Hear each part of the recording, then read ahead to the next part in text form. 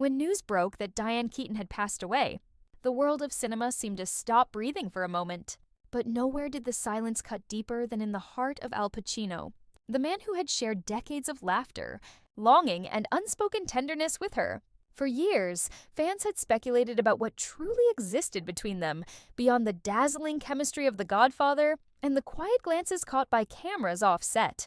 Yet Pacino had always brushed those questions aside with a half smile and a change of subject. But in the days following Diane's funeral, the facade crumbled. Sitting alone for an interview filmed at twilight in his Los Angeles home, the 85-year-old legend looked smaller than the world remembered. No swagger, no fire, just a man haunted by time. "You never think you'll run out of chances," he began, his voice rough as gravel. "But you do." He admitted that Diane had been more than a co-star, more than a muse. She was, in his words, the only person who ever saw through the noise. He recalled their first meeting in the early 1970s, a young actress with a nervous laugh and a mind sharper than any script. "She made me want to be honest," he said, eyes glistening. Through the decades, their relationship drifted in and out of romance and friendship, but never out of connection. They argued, drifted apart, reunited on screen, always circling each other like two planets that could never collide, yet could never drift away. "We were too similar," he confessed. "We both loved freedom more than certainty." As the cameras rolled, Pacino spoke of how he would receive long handwritten letters from Diane filled with sketches, jokes, and sometimes a single line that could break his heart. The last one came only months before her death, ending with the words, "Don't ever forget to laugh. Al. It's the only thing that still works." He said he kept that letter on his nightstand, reading it every morning since she died.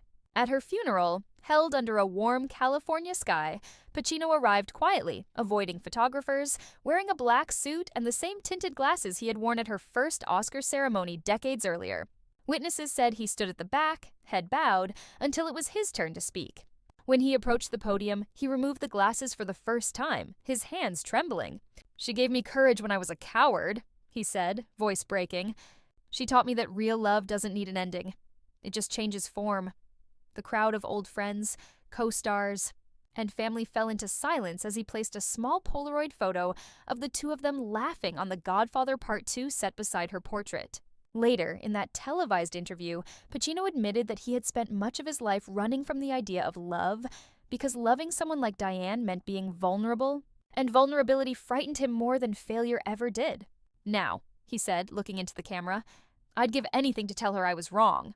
His eyes glimmered, the same dark eyes that once terrified gangsters on screen, now filled only with regret.